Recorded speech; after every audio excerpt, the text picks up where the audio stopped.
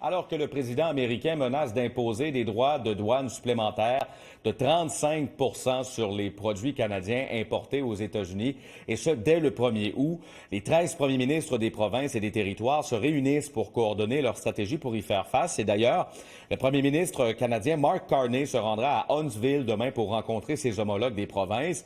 Il aura l'occasion de faire une mise à jour sur l'état des négociations entre le Canada et les États-Unis. Et puis, à son arrivée ce matin à Huntsville, le premier ministre François Legault, lui, a rappelé l'importance d'offrir de la prévisibilité aux entreprises. Par contre, il refuse de faire des compromis sur certains secteurs. Selon lui, il faut protéger la gestion de l'offre des producteurs laitiers.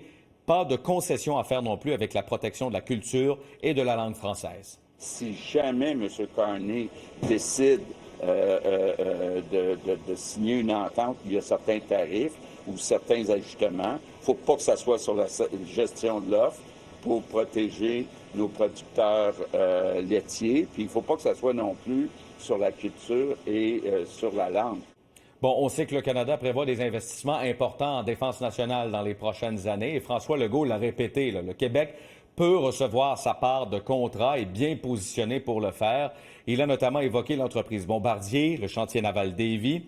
Et parmi les autres sujets au menu de cette rencontre, les barrières interprovinciales, la sécurité énergétique, santé et immigration. Mais bien évidemment, chaque premier ministre arrive avec ses propres objectifs. We have to unite as a country. We have a strong country. We have to diversify our trade. We have to start building pipelines out west, east, north, and south. The tariffs imposed by President Trump are going to be painful to American families and American industry.